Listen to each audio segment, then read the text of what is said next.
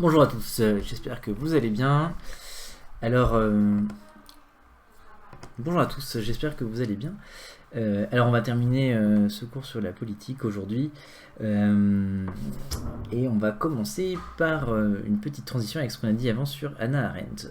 Alors, on a vu du coup que quand l'institution est représentative et démocratique, il y a toujours un risque de dérive qui est lié à l'injustice individuelle ou à l'injustice collective même. C'est ce qu'on avait appelé la tyrannie de la majorité. L'État peut certes garantir une certaine justice dans les procédures, mais il ne peut pas garantir que les hommes deviennent eux-mêmes justes. Alors on va aller plus loin à présent, et on va imaginer que les personnes soient tout aussi justes que les lois. Puisque c'est ça qui a l'air de poser problème, et c'est ça qui empêche l'État de garantir correctement une véritable justice. Alors est-ce que ça suffit? Et bien en fait on va voir que c'est quelque chose de plus compliqué que ça, et que finalement au fond, il n'y a pas de garantie absolue de la justice. En fait, c'est littéralement impossible de garantir réellement, complètement la justice. Ce dont l'État est capable, c'est seulement finalement de garantir les conditions de la recherche de la justice. Alors, pour le voir, ça, pour essayer de le comprendre, on va travailler sur un procès assez célèbre qui a eu lieu aux États-Unis en 1889, si je me rappelle bien. Un petit procès qui s'appelle Riggs contre Palmer, et on va voir que même quand finalement les gens essayent de faire le bien, de bien rendre la justice comme il faut, qu'on a une loi sur laquelle tout le monde est d'accord, et quand tout le monde a reconnu les faits, c'est pas si simple de savoir ce qu'il faut faire et de savoir ce qui est juste. Alors, donc il s'agit d'un procès déféré à la cour d'appel de New York. Je vous lis un peu le résumé du procès. Donc c'est Mrs. Riggs et Mrs. Preston entament une procédure pour invalider le testament qu'a fait leur père, Francis Palmer.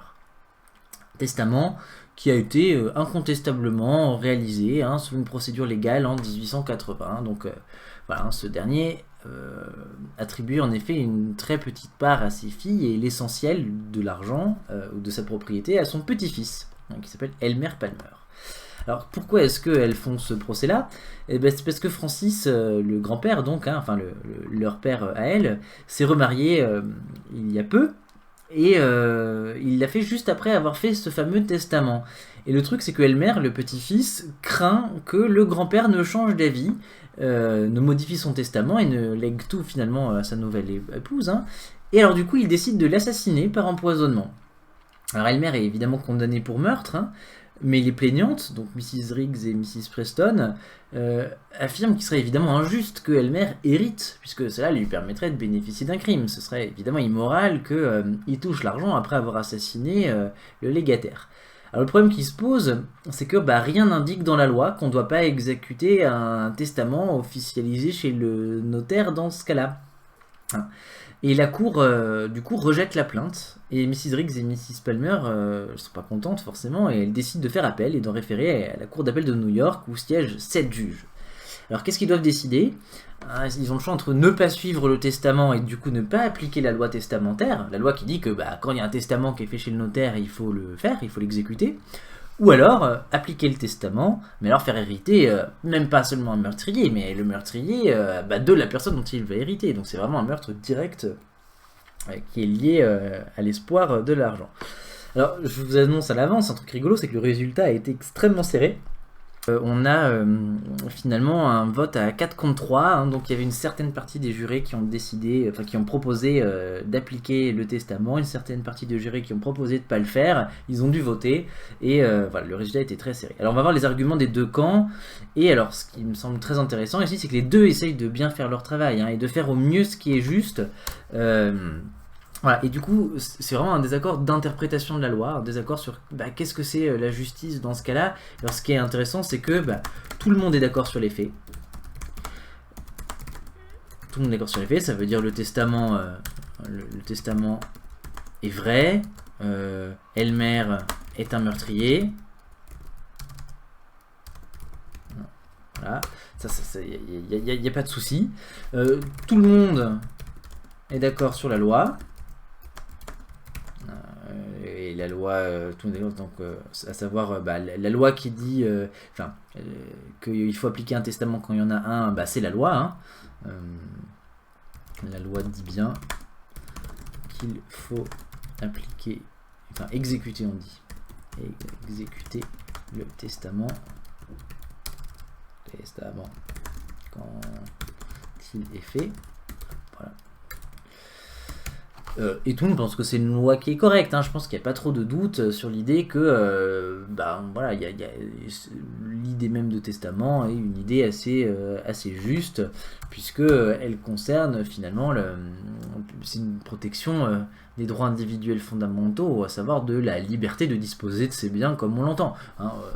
Derrière l'idée de testament, il y a l'idée qu'on protège la volonté, la dernière volonté d'une personne, et donc qu'on protège sa liberté. Donc vous voyez, ce qui est intéressant, c'est qu'il n'y a pas de désaccord sur les faits. Il ne s'agit pas de dire Elmer a tué ou pas tué. Il n'y a pas de désaccord sur la loi. Tout le monde sait que la loi testamentaire, c'est celle-là. Et même tout le monde, je pense, est à peu près d'accord pour dire qu'elle n'est pas absurde. Tout le monde reconnaît la vérité du testament. Donc la question, c'est juste le problème. C'est juste un problème d'interprétation du droit. Que dit le droit dans ce cas-là? Qu'est-ce qu'il faut faire dans ce cas-là? Qu'est-ce qu'il est juste de faire dans ce cas-là? Alors, je vais commencer par l'interprétation de Gray, donc, qui était un des juges, hein, de la Cour d'appel de New York, et qui défend l'idée que Elmer doit hériter. Alors voilà son argumentaire. Alors, la première chose à dire, c'est que le désaccord n'est pas moral. Gray défendait le droit d'Elmer à hériter, mais il reconnaît bien sûr l'immoralité de son action. Il n'y a aucun doute là-dessus. La question est juridique. Elle n'est pas morale. La question n'est pas de savoir si c'est scandaleux qu'il hérite, parce que bien sûr que c'est scandaleux que voilà, il ait tué son grand-père et qu'il l'ait fait pour toucher l'héritage. La question, c'est pas d'évaluer la loi, de dire si la loi est bonne ou pas, mais c'est de savoir ce qu'elle dit dans ce cas-là. Pourquoi? Parce que sinon, en fait, on transgresse plusieurs principes très importants, plusieurs principes constitutionnels en fait, et en particulier le principe de séparation des pouvoirs. Alors, pourquoi? D'abord, le juge n'est pas législateur. C'est pas à lui de critiquer ou d'améliorer la loi. On a le principe de séparation du pouvoir législatif et du pouvoir judiciaire. Ici, il s'agit seulement de savoir comment appliquer la loi. Parce que sinon, ça reviendrait à s'opposer au principe de séparation des pouvoirs, dont on a vu dans les cours d'avant, et qui fait partie des normes juridiques suprêmes. Le juge ne doit juste appliquer la loi, et le législateur doit seulement la faire. Et je vous rappelle que l'argument qui est derrière ça, c'est que sinon le juge, il peut juger à la tête du client. Il peut au final inventer la peine dont il a envie le jour J et faire un petit peu ce qu'il veut. S'il n'aime pas la tête de quelqu'un, il lui invente une punition très forte, et s'il aime bien la tête de quelqu'un, au contraire, voilà, il invente une punition très faible. Donc la loi, elle est fixée à l'avance. Le but du juge, c'est juste d'appliquer la loi, mais il ne décide pas de la loi. Alors, deuxième argument, c'est qu'en refusant d'exécuter le testament, on transgresse le principe de l'interdiction de la double peine. En latin, on dit non bis in idem. On n'a pas le droit d'appliquer deux fois la même peine. Non bis, c'est répété. Ça veut dire deux fois en latin. Pas deux fois in idem pour la même chose. Idem, ça veut dire le même. On a donné le mot identité, par exemple. Donc, on n'a pas le droit de donner deux fois une peine pour un même crime. Le truc, c'est que Elmer a déjà été condamné pour meurtre, il est déjà en prison, et du coup le privé de son héritage reviendrait à le condamner une deuxième fois. Et du coup, en condamnant Elmer à ne pas hériter, le juge transgresserait la loi, ce qui n'est pas possible. Et on comprend bien que c'est normal de ne pas punir deux fois quelqu'un pour le même crime. Ouais, c'est comme si je sais pas, je mettais une heure de colle à quelqu'un, puis la semaine suivante j'ai non, t'en as pas eu assez, je te remets une petite deuxième là parce que vraiment je suis en colère. Voilà, donc on sentirait bien qu'il y a une injustice. Le procès il se fait qu'une seule fois, sinon voilà, on peut punir à l'infini quelqu'un. Ça met le sens même de la justice et de la punition, c'est précisément de mettre un terme au conflit et pas de le prolonger indéfiniment. Troisième argument, ce serait en plus inventer une nouvelle peine au meurtre, prison plus pas d'héritage. Or, c'est un principe juridique que le châtiment doit être fixé à l'avance et non pas alourdi une fois le crime commis. Et il n'existe aucune loi criminelle qui interdisent d'hériter en cas de meurtre. Pour l'instant, en tout cas, c'était pas, et d'ailleurs je pense que c'est toujours pas le cas, ça n'existe pas dans le code civil. Donc on voit ici, c'est assez difficile en fait, si on y réfléchit bien, de condamner Elmer à ne pas hériter, sachant qu'il a déjà été condamné à la prison pour meurtre, parce qu'au fond on transgresse un des principes fondamentaux de défense des droits des citoyens. Alors on va aller un petit peu plus loin, et on va voir que, au fond, non seulement on transgresse ce principe-là, mais en fait, c'est même pas sûr que ce soit ça qu'il faille faire. Parce que la volonté du grand-père, au fond, nul ne pouvait savoir ce qu'elle était. en fait, il n'est pas là pour le dire. Et on peut très bien imaginer, par exemple, qu'il déteste absolument ses fils, qu'il préfère Elmer, que par exemple, il est hyper macho et il veut absolument que ce soit un garçon qui hérite de la fortune, même si c'est une crapule. Il a peut-être demandé à Elmer de l'euthanasier à une époque où c'était strictement interdit. En fait, on n'en sait rien de ce que le grand-père il aurait voulu. Si ça se trouve, sa dernière volonté, c'était qu'Elmer hérite, quelles que soient les circonstances. Et d'ailleurs, qu'est-ce qu'on a de sa volonté? On n'en a plus que des indices, puisqu'il est plus là pour la dire. Et finalement, quel est le meilleur indice de sa volonté? Eh ben, c'est le testament qu'il a fait, puisque c'est là où il l'explicite le plus fidèlement. Je vous rappelle qu'un testament, c'est pas quelque chose que vous êtes obligé de faire. Quand quelqu'un meurt, en fait, il y a une procédure normale de transmission de la propriété. Alors voilà, on donne à l'époux, à l'épouse, on donne aux enfants, etc. Mais il n'y a pas besoin de faire un testament. La loi prévoit déjà comment ça se passe, l'héritage. Donc si on fait un testament, ça veut dire qu'on a un désir un peu exotique, qu'on veut faire quelque chose qui est pas standard. C'est-à-dire qu'on a une volonté expresse, une volonté particulière. On n'est pas indifférent vis-à-vis de ça. Ça veut dire qu'on manifeste vraiment une volonté de s'occuper de l'héritage. De plus, c'est coûteux. Il faut aller chez le notaire en fait pour faire un testament et du coup, pour qu'il soit certifié. Et en fait, c'est pas un acte qui est anodin. Donc ça prouve que le grand-père était vraiment motivé pour que ce soit Elmer qui hérite. Et en plus, c'est parfaitement objectif. On n'est pas en train d'imaginer la volonté du grand-père qui est pas là. Il l'a écrite quand même. Et il l'a écrite, c'est certifié. Voilà. Donc on a quelque chose de très objectif. De plus, modifier un testament, puisque ça reviendrait à faire ça, de ne pas l'appliquer, au fond c'est fragiliser l'idée même de testament, qui établit avec objectivité la dernière volonté du défunt.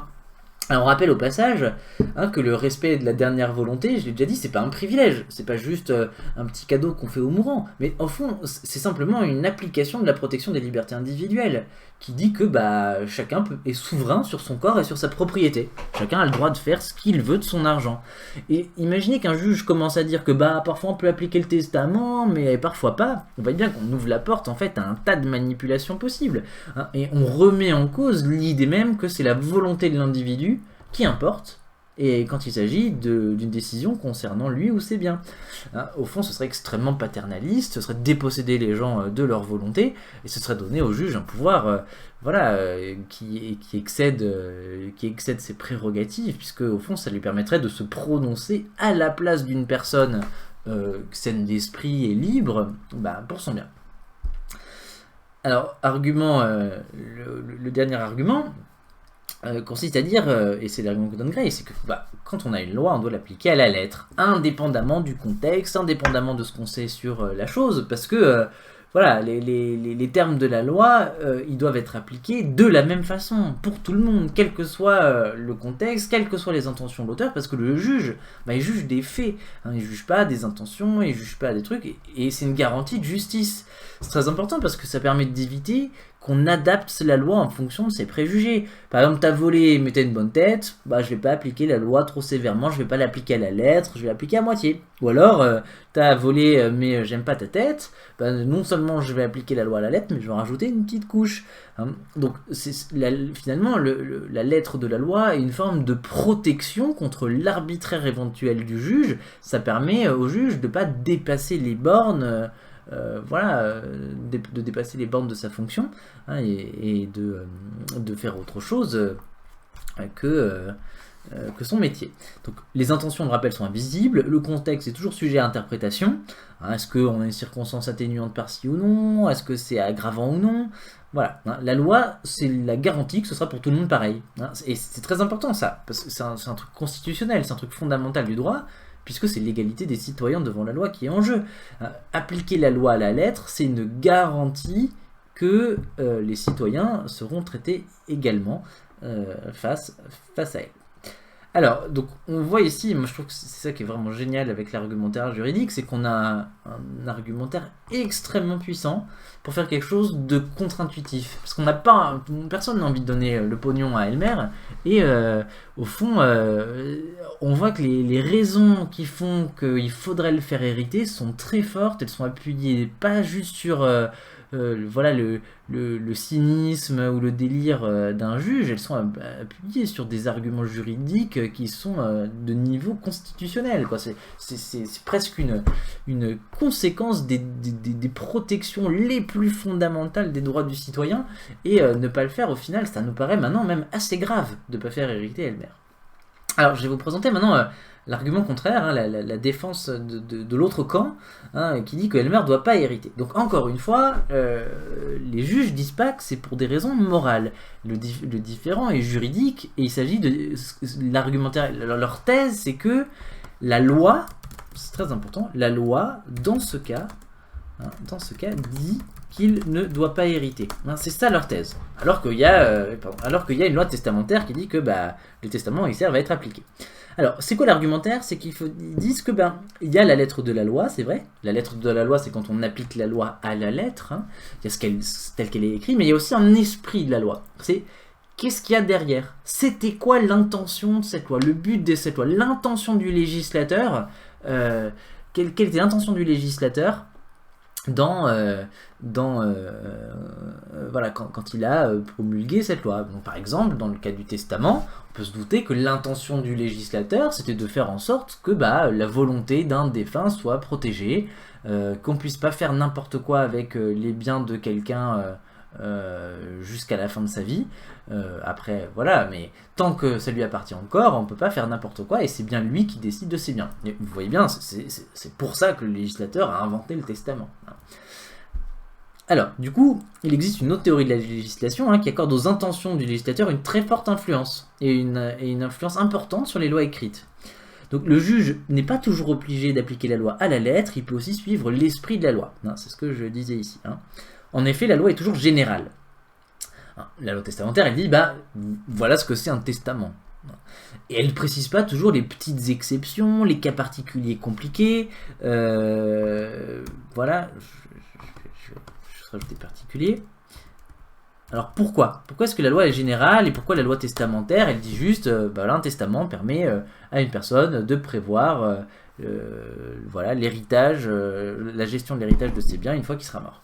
Elle ne doit pas dire grand chose de plus. Alors, c'est pas un défaut de la loi, d'être générale. En fait, c'est même une de ses qualités. Pourquoi? Parce que si c'était pas le cas, la loi, elle ferait 1 million de pages. Mais c'est aussi à chaque fois, il devait y avoir tous les petits cas, tous les petits machins et trucs. Déjà, c'est gros, mais alors là, ça exploserait de grosseur. Et ce serait du coup, le problème, c'est qu'un truc qui fait 1 million de pages, c'est pas utilisable. Personne ne peut le connaître, personne ne peut le lire. Donc il faut quand même que ce soit assez simple, la loi. Il faut que ce soit suffisamment simple pour que non seulement les spécialistes puissent l'utiliser correctement, mais aussi que le peuple puisse la connaître. Oui, il faut des grands principes généraux. Si le corpus juridique est 10 milliards de fois trop compliqué pour que le peuple puisse la connaître, mais en fait, il va la transgresser tout le temps sans faire attention. La simplicité, c'est une exigence de la loi. C'est hyper important que la loi soit pas trop compliquée. Sinon, on risque de faire n'importe quoi. Alors, deuxième argument, c'est que le législateur même s'il voulait, il pourrait pas prévoir tous les cas futurs et qui pourraient se produire.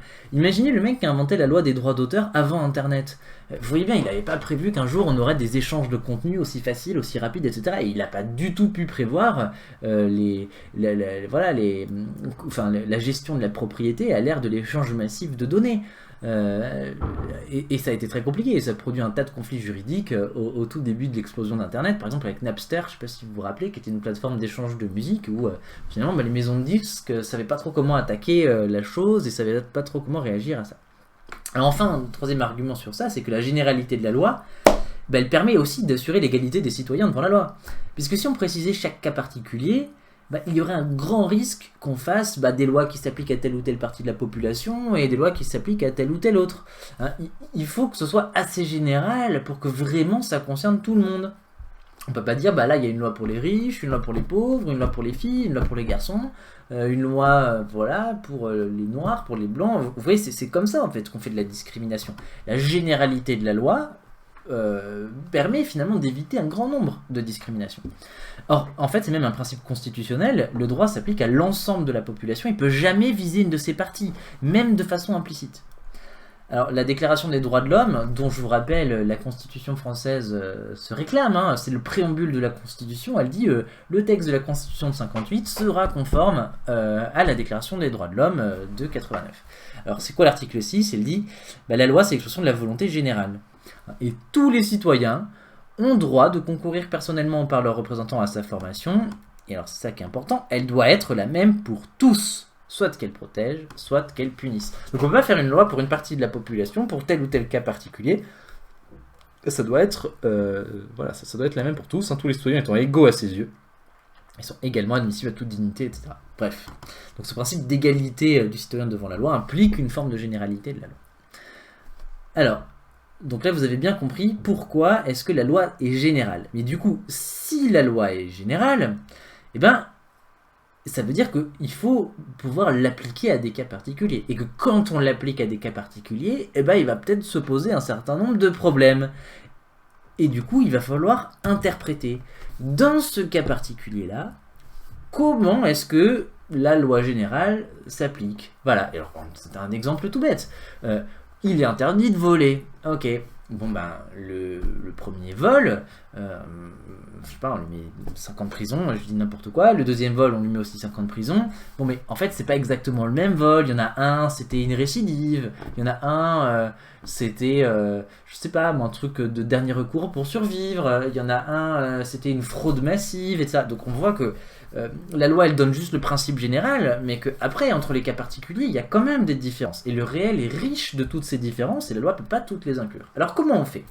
Eh bien en fait, il ne faut pas croire que les jurys sont naïfs, la loi, elle prévoit ça. Alors, un des arguments de Earle, c'est de dire, c'est un canon habituel de l'interprétation du droit. Ce qui entre dans les intentions des auteurs d'une loi fait tout autant partie de cette loi que si c'était dans la lettre. Et ce qui est dans la lettre de la loi n'est pas dans la loi, à moins d'être dans les intentions des auteurs. Hein, voilà. Dès que c'est dans l'intention de l'auteur, c'est comme si c'était dans la lettre, et si c'est dans la lettre,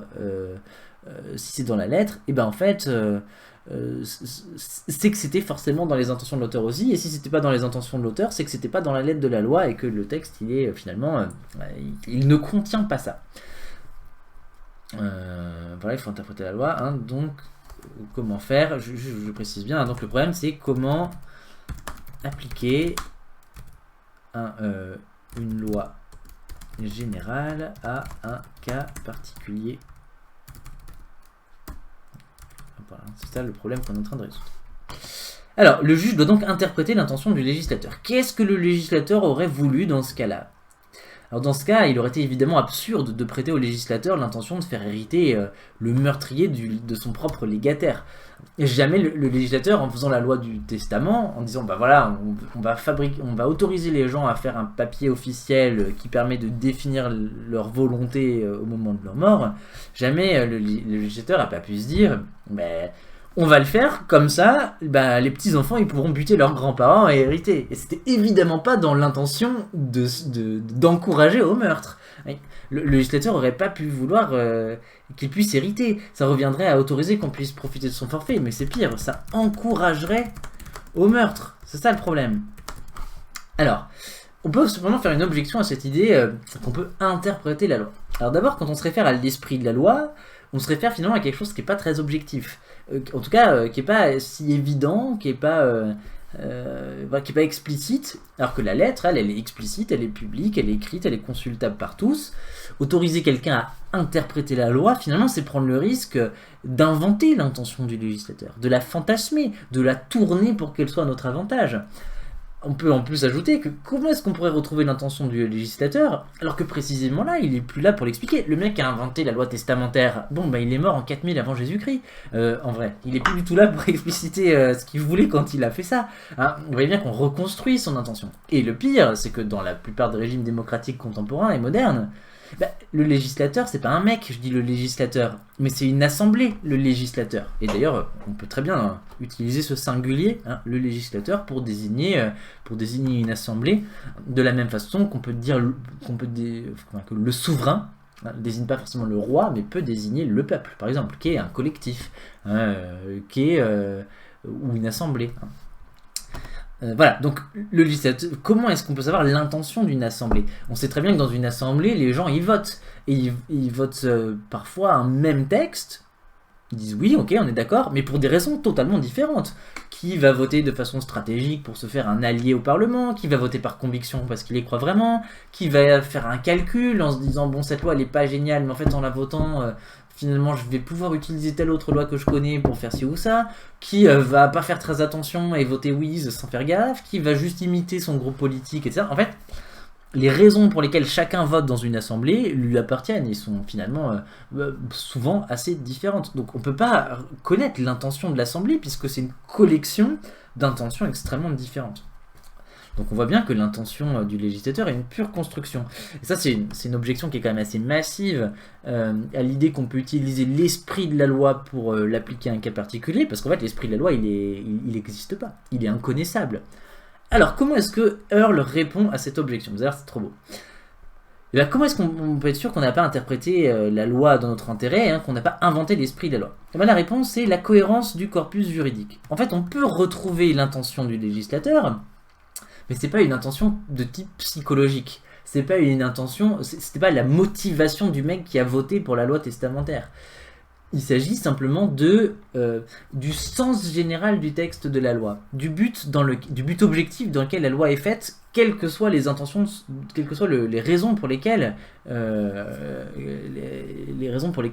ou telle personne a voté pour telle ou telle loi. Or, aucune autre loi du corpus juridique ne permet de profiter de la loi pour commettre un méfait. En fait, c'est un argument qui est extrêmement clair, c'est que, en fait, l'ensemble de la loi est cohérente avec ce fait qu'on ne peut pas faire bénéficier un criminel de son crime. Aucune loi ne permettrait ça. Donc en fait, il serait incohérent ici d'interpréter la loi testamentaire en faveur de Elmer, puisque ça reviendrait à le faire bénéficier du crime. Ce que précisément la loi est faite pour empêcher. Donc l'argument ici, c'est de dire c'est incohérent avec l'ensemble de toutes les lois que d'appliquer cette loi comme ça. Donc c'est un argument qui est très intéressant parce qu'il permet d'interpréter tout un tas de choses. Alors par exemple en poésie, je pense que ça nous est tous déjà arrivé d'avoir un professeur, on se dit mais est-ce qu'il n'est pas en train d'inventer ce que l'auteur a voulu dire? Et là il y a ça dans le texte, mais l'auteur il n'a pas voulu dire ça. Bon, comment est-ce qu'on fait? En fait il y a un moyen de savoir ça. On peut très bien répondre que par exemple c'est une idée ou un procédé qui revient souvent ailleurs dans les autres œuvres de l'auteur. C'est cohérent avec ce qu'il fait d'habitude. Et donc cette idée de cohérence, elle permet au final voilà, assez bien de distinguer le fantasme de la réalité.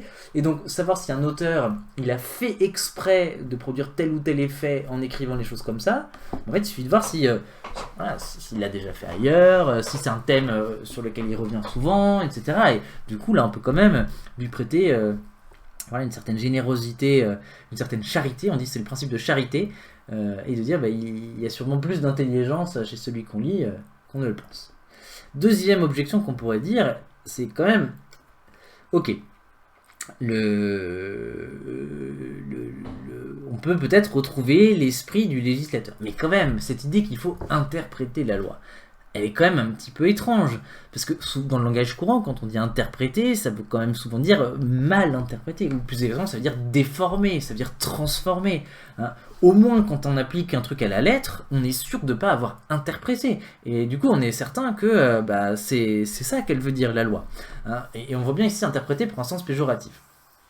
Ce qu'on peut répondre à ça, et je trouve que c'est aussi, je vais mettre réponse, c'est pas clair, c'est que appliquer la loi à la lettre, en fait, c'est aussi interpréter. On croit qu'on n'interprète pas quand on applique à la lettre, mais c'est tout à fait faux. Pourquoi? Mais en fait, c'est supposé aussi un esprit de la loi, c'est supposé aussi une intention du législateur. Parce que c'est comme si on avait dit, le législateur aurait voulu qu'on applique la loi à la lettre sans faire attention au contexte. En fait, on est aussi en train de reconstituer une certaine forme d'intention du législateur.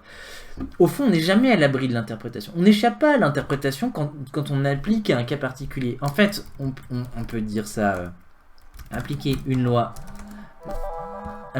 générale à un cas particulier, c'est interpréter. Et qu'on le fasse à la lettre ou qu'on le fasse pas à la lettre, c'est forcément interprété puisque le général n'est précisément pas le particulier. Donc on est obligé d'adapter l'un à l'autre. Donc croire qu'appliquer la loi à la lettre, ce n'est pas interprété, c'est même parfois très dangereux. C'est souvent utilisé pour cacher une violence derrière la lettre de la loi. Comme quand une autorité abuse de son pouvoir et va vous dire « Ah bah non, hein, ça c'est la loi c'est la loi, regarde ton carnet le carnet de correspondance ou le règlement intérieur du lycée dit ça, hein, et c'est comme ça. » Alors que par exemple, je sais pas, on n'avait pas fait exprès, ou il y a une circonstance très particulière qui fait qu'à l'évidence, la règle s'applique difficilement ici. Et vous voyez comme on pourrait se cacher derrière un règlement pour l'appliquer un petit peu en force, et alors que les circonstances sont un petit peu différentes. C'est faire passer pour incontestable ce qui au fond peut toujours être l'objet d'une discussion. Alors la conséquence très intéressante de ça, c'est qu'interpréter, ça ne veut pas forcément dire trahir ou déformer. En fait, on ne peut pas ne pas interpréter quand on applique une loi générale à un cas particulier. Et la question n'est pas plutôt de savoir est-ce que j'ai interprété ou pas, mais est-ce que j'ai conscience qu'il s'agissait bien d'une interprétation ou non, même quand je m'illusionne sur le fait que j'ai rien interprété du tout parce que j'ai appliqué à la lettre, et surtout, est-ce que les indices à partir desquels on a reconstitué l'intention qu'il y a derrière ce qu'on interprète sont suffisamment clairs et incontestables, comme la cohérence par exemple. Alors, j'ai oublié de donner la réponse, et bien c'est évidemment Earl, hein, c'est le juge Earl qui a gagné. Hein, donc Elmer n'a pas hérité, et donc ça s'est joué à 4 voix contre 3, ce qui est quand même assez rigolo. Alors la conclusion de ce passage, c'est que c'est pas parce que la loi est juste, c'est pas parce que l'État garantit la loi, la procédure de justice, c'est même pas parce que les gens sont bien intentionnés, parce que là les juges ils sont tous bien intentionnés, que la justice se fait automatiquement. En fait, en matière de justice, il n'y a pas de réponse préétablie ou toute faite. Alors il y a des garde-fous, il y a des limites, il y a des procédures qui empêchent les trop grands excès d'injustice, mais au fond, rien ne dispense jamais celui qui veut être juste de réfléchir, de juger. Et d'ailleurs, c'est comme on l'entend dans l'étymologie, juste et juger, c'est le même mot en fait. Hein. On est toujours obligé d'interpréter avec le maximum de bonne foi, et donc aussi on prend un risque, et on prend le risque de se tromper parfois, même quand on essaye. Le pire, c'est quand même de croire qu'on trouvera la réponse à la question simplement en ouvrant un livre ou en lisant une loi. Rien ne dispense de faire le chemin par soi-même, de se poser des questions et de s'engager dans une décision. Et c'est pour ça que la justice est bien une vertu et pas une simple procédure institutionnelle. Être juste, quelque part, c'est faire un plongeon dans le vide, et rien ne garantira jamais qu'on a plongé là où il faut. Alors, par contre, ce qui est sûr, c'est que celui qui plonge pas est sûr d'être injuste. Plonger, c'est déjà avoir fait une partie du chemin. Mais voilà, pour répondre à notre question, et je ferai la conclusion dans la prochaine vidéo rapidement, bien sûr que l'État est capable d'une certaine justice, il est capable d'une justice procédurale, d'une justice institutionnelle, mais l'État ne pourra pas être juste. Parce qu'être juste, c'est forcément c'est une activité de l'esprit. Hein. Être juste, c'est une activité du sujet qui pense. Et c'est pas juste un ensemble de lois. Hein. C'est une activité, c'est pas un fait. Voilà, je vous souhaite une très bonne journée. J'espère que ça vous aura intéressé. Et je vous dis à bientôt.